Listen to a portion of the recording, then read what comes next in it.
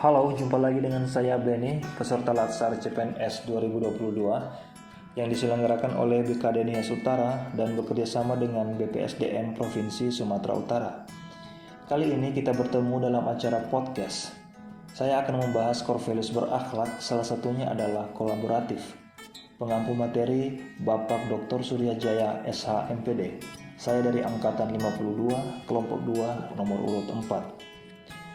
Kolaboratif adalah proses bekerja sama untuk menghasilkan gagasan atau ide dan menyelesaikan masalah secara bersama-sama menuju visi bersama. Adapun panduan perilaku kolaboratif adalah 1. Memberikan kesempatan kepada berbagai pihak untuk berkontribusi. 2. Terbuka dalam bekerja sama untuk menghasilkan nilai tambah. 3. Menggerakkan pemanfaatan berbagai sumber daya untuk tujuan bersama. Proses yang harus dilalui dalam menjalani kolaborasi adalah 1. Trust building, artinya membangun kepercayaan dengan stakeholder mitra kolaborasi. 2. Face to face dialog, artinya melakukan negosiasi dengan baik dan bersungguh-sungguh. 3. Komitmen terhadap proses, artinya pengakuan saling ketergantungan, sharing ownership dalam proses, serta keterbukaan terkait keuntungan bersama.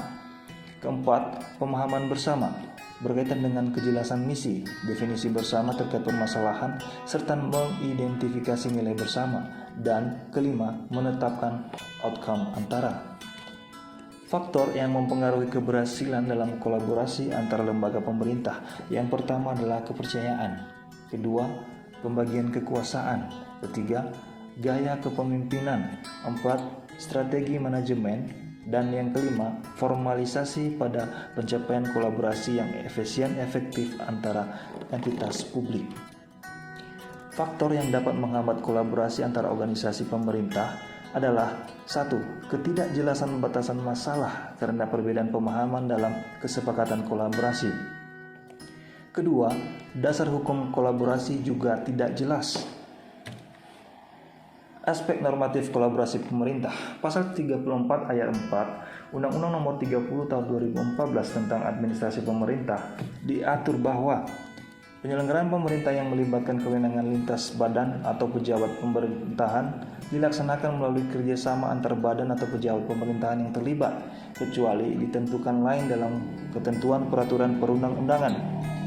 Dalam Undang-Undang Nomor 30 Tahun 2014 tentang Administrasi Pemerintahan diatur juga mengenai bantuan kedinasan, yaitu kerjasama antara badan atau pejabat pemerintahan guna kelancaran pelayanan administrasi pemerintahan di suatu instansi pemerintah yang membutuhkan. Demikianlah podcast saya kali ini dan sampai jumpa di podcast saya selanjutnya. Terima kasih.